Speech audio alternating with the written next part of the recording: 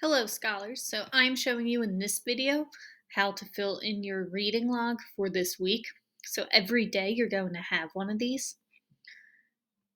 I already have it filled in that we're reading 25 minutes when we do independent reading. Then it's up to you to fill in the title of the text that you read and your favorite part or fact that you read in your text, okay? So I'm going to pretend to be Alex here. Okay, so first you're going to find your name, not someone else's name. You need to make sure it's your name. So I'm pretending to be Alex, and I see that this is my row. Let's say that I read Moonshot.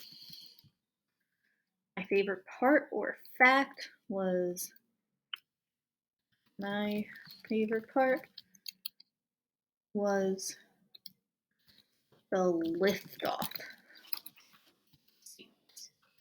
Okay. Nice and simple. That's all that you're doing. You just find your name. Make sure you follow this along the line so you're in your own row. Type in the title of the text that you read, and then your favorite part or fact from the text. Okay, you can use the timer to make sure that you read for 25 minutes. Get to work, scholars.